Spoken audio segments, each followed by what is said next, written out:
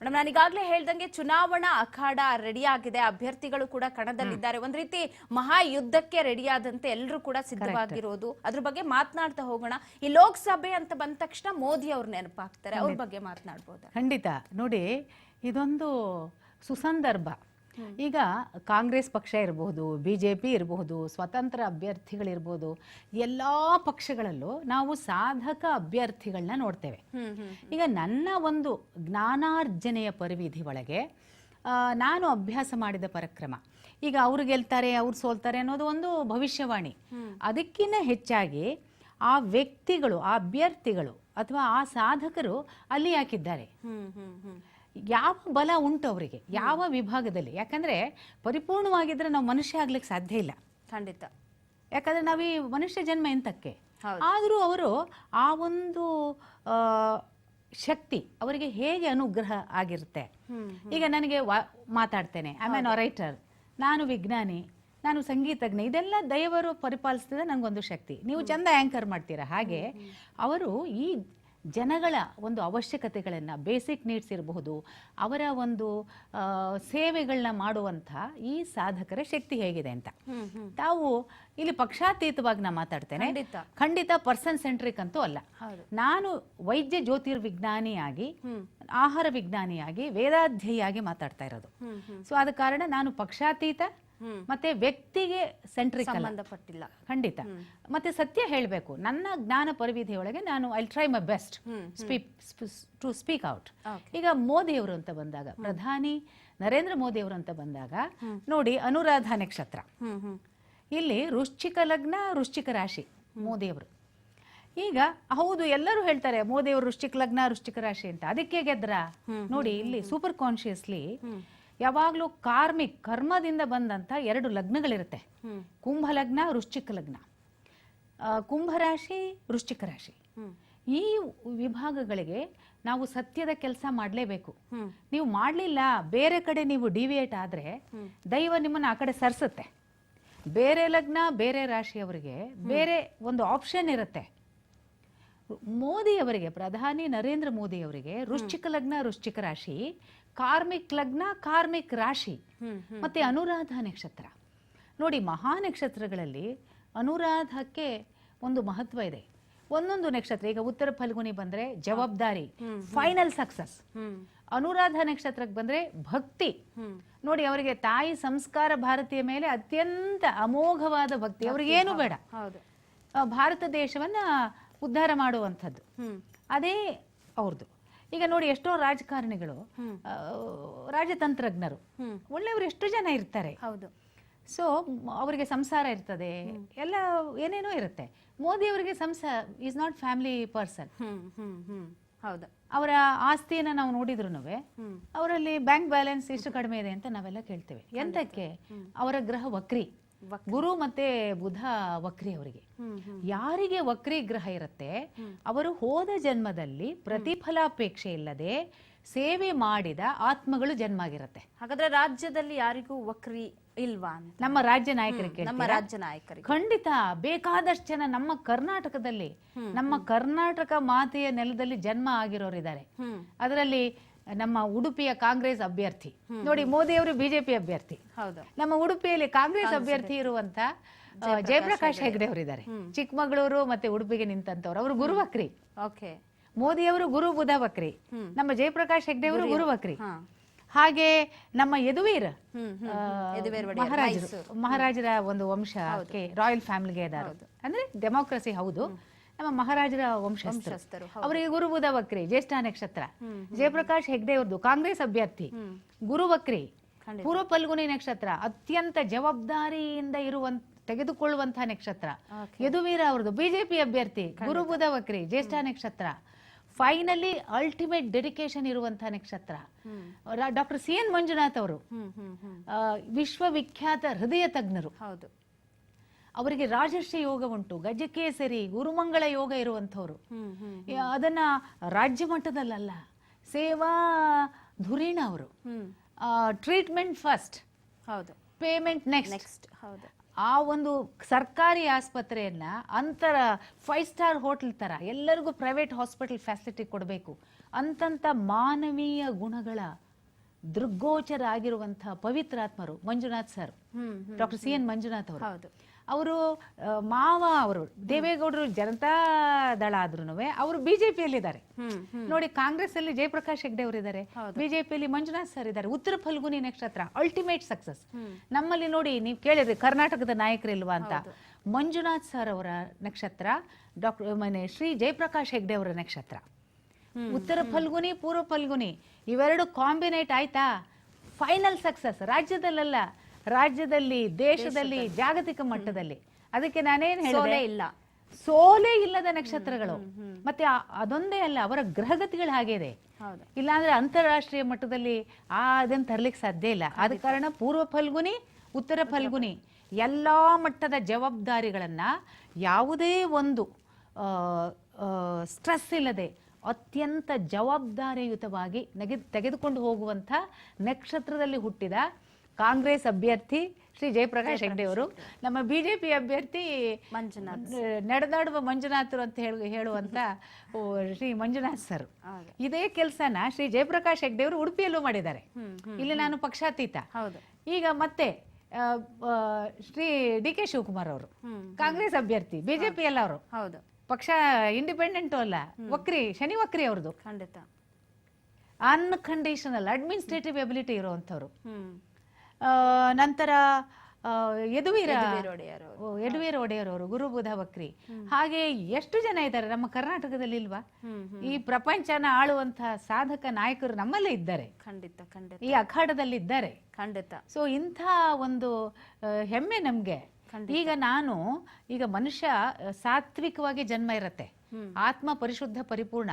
ಆ ಒಂದು ಆತ್ಮನ್ ಜರ್ನಿಯಲ್ಲಿ ಬರ್ಬೇಕಾದ್ರೆ ನಾನಾ ಸಂಕಷ್ಟಗಳು ಬರುತ್ತೆ, ಕಷ್ಟ ಬರುತ್ತೆ, ಕೆಟ್ಟ ಹೆಸರು ಬರುತ್ತೆ, ಇನ್ಸಲ್ಟ್ಸ್ ಬರುತ್ತೆ, ನಮ್ಗೆ ಅಪ್ರಿಸಿಯೇಷನ್ಸ್ ಬರುತ್ತೆ. ಇಲ್ಲಾಂದ್ರೆ ನಾವು ಮನುಷ್ಯ ಜನ್ಮ ಇಲ್ಲ. ಸೊ ಈಗ ನೋಡಿ, ಮತ್ತೆ ಆದಿತ್ಯನಾಥ್ ಯೋಗಿ ಅವರು, ಈಗ ನಾವು ಹೇಳ್ಬೋದು ಆದಿತ್ಯನಾಥ ಯೋಗಿ ಅವರಿಗೆ ಮತ್ತೆ ಶ್ರೀ ನರೇಂದ್ರ ಮೋದಿ ಅವರಿಗೆ ಬಹಳ ಜೂನ್ ಜುಲೈ ಅವರ ಅಂಡರ್ಸ್ಟ್ಯಾಂಡಿಂಗ್ ಅಂತ ಹೇಳ್ತೇವೆ. ಯಾಕೆ ಹೇಳ್ತೇವೆ ಅಂದ್ರೆ ಇಲ್ಲಿ ನೋಡಿ, ಮನುಷ್ಯ ವ್ಯಕ್ತಿಗತವಾಗಿ ಒಬ್ಬ ರಾಜಕಾರಣಿಯಾಗಿ ಮಾತಾಡುವಂಥದ್ದು ನೋಡಿ. ಪ್ರೋಗ್ರಾಮ್ ಹೆಸರು ಎಷ್ಟು ಚಂದ ಉಂಟು. ಯಾರಿಗೆ ಯಾವ ಬಲ, ಯಾರಿಗೆ ಅತಿ ಬಲ, ಯಾರಿಗೆ ಮಹಾಬಲ. ಅಲ್ಲಿ ಕಾಂಬಿನೇಷನ್ ಹೆಂಗಾಗ್ತದೆ. ಮೋದಿ ಅವ್ರದ್ದು ಅನುರಾಧ ನಕ್ಷತ್ರ, ಆದಿತ್ಯನಾಥ ಯೋಗಿ ಅವ್ರದ್ದು ಪೂರ್ವಭದ್ರ ನಕ್ಷತ್ರ. ಅಷ್ಟು ಒಂದು ಎನರ್ಜಿ ಮ್ಯಾಚ್ ಆಗುವಂತ ನಕ್ಷತ್ರ. ಈಗ ನಾನೇನ್ ಹೇಳಿದೆ, ಶ್ರೀ ಜಯಪ್ರಕಾಶ್ ಹೆಗ್ಡೆ ಅವ್ರದ್ದು ಪೂರ್ವ ಫಲ್ಗುನಿ, ನಮ್ಮ ಮಂಜುನಾಥ್ ಸರ್ದು ಉತ್ತರ ಫಲ್ಗುನಿ. ಆ ಪ್ಯಾಡ್ ನಕ್ಷತ್ರ ಅಂತ ಕರಿತೇವೆ, ಎನರ್ಜಿ ಲೆವೆಲ್ಸ್. ಈಗ ನಮ್ಮ ಸನ್ಮಾನ್ಯ ಮಾಜಿ ಪ್ರಧಾನಿಯಾಗಿರುವಂತಹ ಶ್ರೀ ದೇವೇಗೌಡರು ಸಹ ಪೂರ್ವಭದ್ರ ನಕ್ಷತ್ರ. ಎಲ್ಲಿ ಪೂರ್ವಭದ್ರ ನಕ್ಷತ್ರ ಇರ್ತದೆ, ಪ್ಯೂರೆಸ್ಟ್ ಎನರ್ಜಿ ಇರುತ್ತೆ. ಮೋದಿ ಅವ್ರದ್ದು ಅನುರಾಧ ನಕ್ಷತ್ರ, ಅತ್ಯಂತ ಭಕ್ತಿ ಇರುವಂತಹ ನಕ್ಷತ್ರ. ಆದ ಕಾರಣ ಪಾರ್ಟಿ ಬೇರೆ ಬೇರೆ ಇದ್ರು ಫೈನಲಿ ಸನ್ಮಾನ್ಯ ಮಾಜಿ ದೇವೇಗೌಡರು ಮತ್ತೆ ಮೋದಿ ಅವರಿಗೆ ಒಂದು ಫ್ರೆಂಡ್ಶಿಪ್ ಆಗೋಯ್ತು, ಮೈತ್ರಿ ಬಂದೋಯ್ತು. ಇಲ್ಲಿ ಆದ್ರೆ ಅದೇ ಜನತಾ ದಳಕ್ಕೆ ಜಾಯಿನ್ ಆಗದೆ ಸ್ವತಂತ್ರ ಅಭಿವ್ಯಕ್ತತೆ ಇರುವಂತ ಶ್ರೀ ಮಂಜುನಾಥ್ CN ಅವರು, ಡಾಕ್ಟರ್ ಸರ್ ಅವರು ಬಿಜೆಪಿಗೆ ಬಂದ್ರು. ಯಾಕೆ ಜನತಾ ದಳಕ್ಕಿಲ್ಲ? ಅಲ್ಲಿ ಎನರ್ಜಿ ಲೆವೆಲ್ಸ್. ಸೊ ಈ ತರ ನಾವು ಬಲಗಳನ್ನ ದೈವಿಕ ಬಲ ಇದು, ನಾವು ಲೌಕಿಕ ದೃಷ್ಟಿಯಿಂದ ವಿಚಾರ ಮಾಡುವಂತ ಬಲ ಅಲ್ಲ. ಈಗ ಶ್ರೀ ಜಯಪ್ರಕಾಶ್ ಹೆಗ್ಡೆ ಅವರು ಬಿಜೆಪಿಯಿಂದ ಕಾಂಗ್ರೆಸ್ಗೆ ಶಿಫ್ಟ್ ಆದ್ರು. ಹೌದು. ಈಗ ನೋಡಿ, ನಾವು ಕಾಂಗ್ರೆಸ್ ಹೆಚ್ಚೋ ಬಿಜೆಪಿ ಹೆಚ್ಚೋ ಅಂತ ನೋಡಿದ್ರೆ ಪೂರ್ವ ಫಲ್ಗುನಿ ನಕ್ಷತ್ರ ಶ್ರೀ ಜಯಪ್ರಕಾಶ್ ಹೆಗ್ಡೆ ಅವ್ರದ್ದು. ಹೌದು. ಈಗ ಪೂರ್ವ ಫಲ್ಗುನಿ ನಕ್ಷತ್ರ ಆದ ಶ್ರೀ ಜಯಪ್ರಕಾಶ್ ಹೆಗ್ಡೆ ಅವ್ರದ್ದು ಮತ್ತೆ ಮಂಜುನಾಥ್ ಸರ್ ಉತ್ತರ ಫಲ್ಗುನಿ ನಕ್ಷತ್ರ. ಇವರಿಬ್ಬರಿಗೆ ಏನ್ ಬರುತ್ತೆ ಅಂದ್ರೆ ಅಜಾತ ಶತ್ರುಗಳು ಇವರು. ಆದ ಕಾರಣ ನೋಡಿ, ನಾವು ಎಲೆಕ್ಷನ್ ಅಲ್ಲಿ ಬರ್ಬೇಕಾದ್ರೆ ಏನ್ ಹೇಳ್ತೇವೆ ಅಂದ್ರೆ, ಈ ಇಬ್ರು ಮೊನ್ನೆ ನಾನು ಯಾವ್ದೋ ಒಂದು ನ್ಯೂಸ್ ಹೇಳಿದೆ, ಶ್ರೀ ಜಯಪ್ರಕಾಶ್ ಹೆಗ್ಡೆ ಅವರು ಯಾವುದೇ ಪಕ್ಷಕ್ಕಿಂತ ಸ್ವತಂತ್ರ ಅಭ್ಯರ್ಥಿ ತರ ಮಾತಾಡ್ತಾ ಇದ್ದಾರೆ ಅಂತ.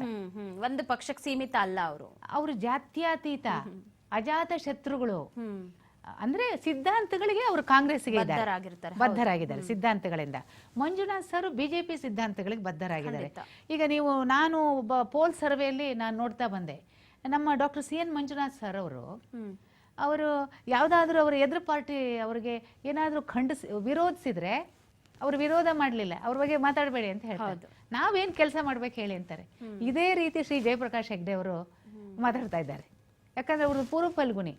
ಈಗ ಬಿಜೆಪಿ ಅವ್ರನ್ನ ನೀವು ಬೈತೀರಾ, ಇವರು ಕಾಂಗ್ರೆಸ್ ಅಭ್ಯರ್ಥಿ ಶ್ರೀ ಜಯಪ್ರಕಾಶ್ ಹೆಗ್ಡೆ ಅವರು. ಇಂತಿಂಥ ಕೆಲಸಗಳಾಗಿದೆ. ಮಂಜುನಾಥ್ ಸರ್ ಥರನೇ ಉಡುಪಿನ ಜಿಲ್ಲೆ ಮಾಡಿದಂಥ ಸಾಧಕ ಅವರು ಯಾರು, ಶ್ರೀ ಜಯಪ್ರಕಾಶ್ ಹೆಗ್ಡೆ ಅವರು.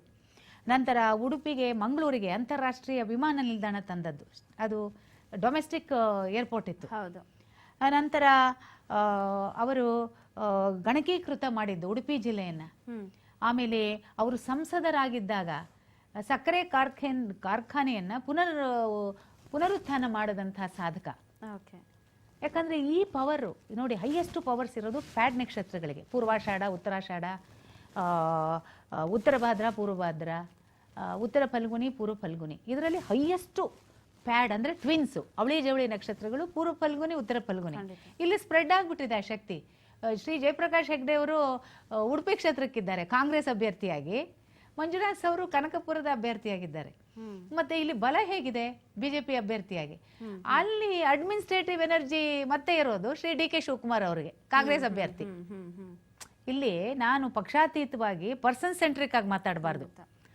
ಒಬ್ಬ ವ್ಯಕ್ತಿಯನ್ನ ವ್ಯಕ್ತಿಗತವಾಗಿ ನಾವು ಮಾತಾಡಬೇಕಾದ್ರೆ ಅತ್ಯಂತ ವಿನಮ್ರವಾಗಿ ಅವರ ಶಕ್ತಿಯನ್ನ ನಾವು ಅತ್ಯಂತ ವಿನಮ್ರ ಪೂರ್ವಕವಾಗಿ, ಯಾಕಂದ್ರೆ ಅವರು ನಮಗೆ ನಾವು ಈ ತರ ಮಾತಾಡಬೇಕಾದ್ರೆ ಎಲ್ಲರೂ ಇಡೀ ವೀಕ್ಷಕ ಬಾಂಧವರು ನೋಡ್ತಾ ಇರ್ತಾರೆ, ಬಹಳ ಜಾಗೃತವಾಗಿ ಮಾತಾಡಬೇಕಾಗತ್ತೆ.